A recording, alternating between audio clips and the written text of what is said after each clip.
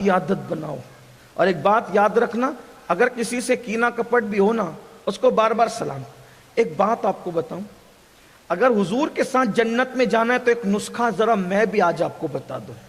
جانا ہے حضور کے ساتھ جنت، اللہ کے رسول فرماتے اے انس، صبح اس حال میں کر کے کسی مومن کے لیے تیرے دل میں کینہ نہ ہو.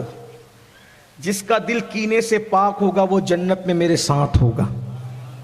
مت رکھو کسی کے لیے کینہ، چھوڑ دو، ٹینشن چھوڑو. اپنا دل کسی کے کینے کے لیے تھوڑی ہے، اپنا دل تو محبت مدینہ کے لیے، مدینے والے کے لیے. تو حضرت مالک بن دینار، بات اس پہ پوری کرتے. حضرت مالک بن دینار سوچا یہ بچہ بڑا خوبصورت ہے، حسین ہے، جمیل ہے، کسی اچھے گھر کا ہے، اس کو سلام کر. جیسے ہی سوچا سلام کرتے ہیں تو اچانک دوسرا خیال آیا، بچہ ہی تو ہے. کیا خیال آیا؟ بچہ ہی تو ہے، اسے کیا سلام کر. اچھا دونوں خیال آئے تھے، ایک کہیں اور سے آیا تھا، ایک کہیں اور سے آیا تھا. ابھی آپ کو سمجھ میں آئے گا کہاں سے آیا. خیال بھی ایک جگہ سے نہیں آتے نا، الگ الگ جگہ سے آتے. ہاں آگے بڑھ گئے، مالک سلام کیے بغیر آگے بڑھ گئے. پھر خیال آیا تیسرا، مالک تو نے کیوں سلام نہیں کیا؟ بچہ سمجھ کرنا، جب اللہ کے رسول چھوٹے چھوٹے بچوں کو سلام کرتے تھے تو کون ہے؟ اور تو کون ہے؟ حضور چھوٹے چھوٹے بچوں کو سلام کرتے تھے، تو کون؟ پلٹے السلام علیکم ورحمت اللہ. بچے نے سر اٹھایا، وعلیکم السلام یا مالک ابن دینار. ہو یہ تربیت کا نتیجہ ہوتا. یہ فیضان نظر تھا یا کہ مکتب کی کرامت تھی؟ سکھائے کس نے اسماعیل کو آداب فرزندی. گھر کا ماحول بہت بدلتا ہے، گھر کے ماحول کا اثر. ہم لوگ گھر میں کسی کے گھر میں روزانہ میں سمجھتا ہوں 25-50 گھر تو ہمارا جانا ہوتا ہی ہو، اور بلا مبالغہ سینکڑوں لوگوں سے ملنا ہوتا ہو. ایک منٹ میں مجھے اندازہ ہو جاتا ہے اس گھر کا ماحول کیا ہے. اس میں علماء آتے ہیں کہ نہیں آتے، اس میں سادات آتے ہیں کہ نہیں آتے، اس میں پیر لوگ آتے ہیں کہ نہیں آتے. بچوں کو دیکھ کر ہم ایک منٹ میں اندازہ بتا سکتے ہیں، اس گھر میں علماء نہیں آتے، اس گھر میں آتے ہیں، اس گھر میں مشائخ نہیں آتے، اس گھر میں آتے ہیں. ہمیں پتہ ہے جس گھر میں پیروں کا، مشائخ کا، سادات کا، علماء کا آنا جانا ہے، اس گھر کے بچے ملیں گے فوراً دستبوسی کریں گے. جن گھر میں نہیں آنا جانا ہے وہ نارمل ایک ہاتھ ملائیں گے، ایسے ملا کر کے چلے جائیں. ماحول الگ ہے. آپ کے اصل آپ سب کے قریب رہتے ہو، ذرا علماء سے بھی رشتہ جوڑو، علماء سے بھی تعلق قائم کرو، سادات سے تعلق قائم کرو، مشائخ سے تعلق. ان کی برکتیں ہیں، بہت برکتیں ہیں، بلکہ حدیث پاک میں آتا ہے کہ جب انسان کے نام اعمال اس کو جنت میں لے جانے کے قابل نہ ہوں گے تو اللہ پاک فرمائے گا اس سے پوچھو کیا زندگی میں کبھی اس نے کسی عالم دین سے محبت کی تھی؟ اگر محبت کی تھی تو اس محبت کے صدقے بخشا جائے گا. اگر وہ بھی نہیں کیا تھا تو کہا جائے گا اس سے پوچھو کہ اس کا نام کسی عالم کے نام پہ رکھا گیا تھا. اگر ایسا ہوگا تو بھی بخشا جائے گا.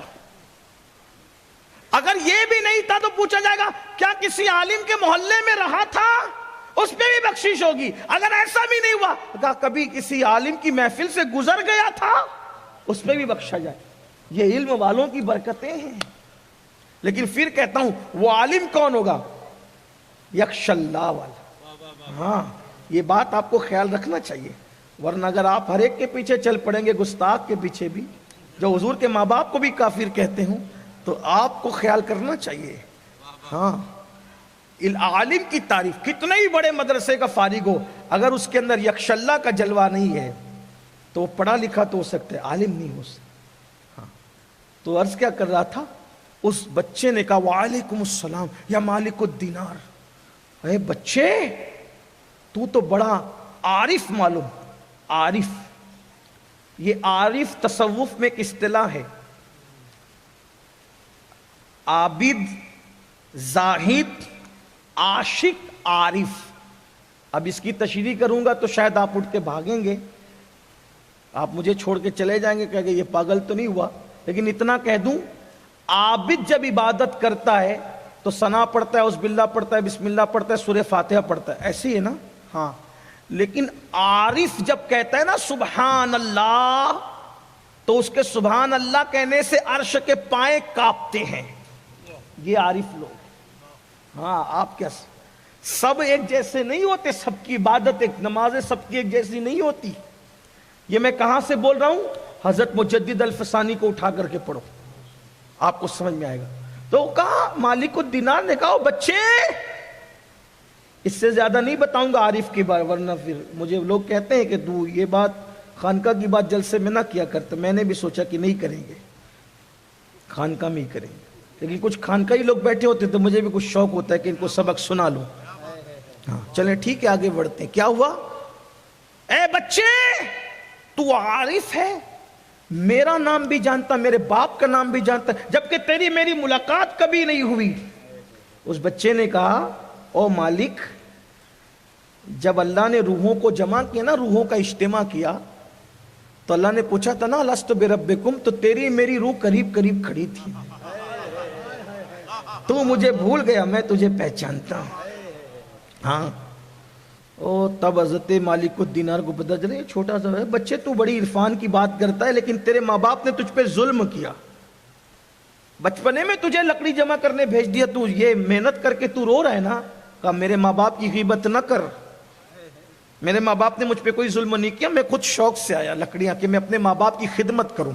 کہا پھر روتا کیوں ہے؟ کہا روتا اس لیے ہوں کہ لکڑیوں کو دیکھ کر رو رہا ہوں کہ جب میں یہ لکڑیاں گھر لے جاتا ہوں تو میری ماں بڑی بڑی لکڑیاں جلانے کے لیے جب چولہے میں ڈالتی ہے تو بڑی لکڑیاں نہیں جلتی, تو وہ چھوٹی چھوٹی ڈال کر کے جلاتی ہے. تو مجھے ڈر لگتا ہے جب بڑوں کو جہنم میں ڈالا جائے گا تو کہیں ہم چھوٹوں کو بھی نہ ڈال دیں, اس لیے میں رو رہا ہوں. ماں باپ کے ظلم کی وجہ سے نہیں, میرے ماں باپ ظالم نہیں ہیں.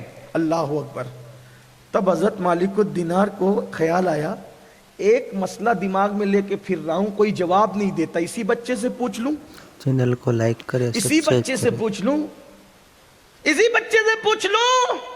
ایک سوال کا جواب کوئی نہیں دے. قلب مطلب دل, اور نفس مطلب جو برائیوں کی طرف لے جاتا ہے, نفس امارہ. ہمیشہ کون برائیوں کی طرف لے جاتا ہے؟ نفس امارہ. اور دل ہمیشہ نیکیوں کی طرف کھینچتا ہے. تو کیا کہا, قلب میں اور نفس میں کیا فرق ہے؟ بچے نے کہا جس نے تجھے سلام کرنے کے لیے کھینچ کے لایا نا, کہ بچہ ہے, مگر حضور جب بچوں کو سلام کرتے تھے تو کون ہوتا ہے؟ جس نے تجھے جانے کے بعد بھی کھینچ کے لایا اس کو دل کہتے ہیں. اور جس نے تجھے ورگلایا, ارے بچہ ہی تو ہے, اس کو کیا سلام کرتا ہے؟ جس نے نیکی سے روکا وہ نفس تھا, اور جس نے نیکی کی طرف کھینچ کر لایا اسی کو دل کہتے ہیں. یہ نفس اور قلب میں فرق ہے. او بچے, تو میرے دل کے احوال بھی جانتا ہے, تو کون ہے یہ تو بتا. کہ جسے باب مدینۃ العلم کہتے ہیں اسی کے گھر کا بچہ ہوں. علی کا گھر بھی کیا گھر ہے کہ اس گھر کا الگ بچہ جہاں پیدا ہوا شیر خدا معلوم.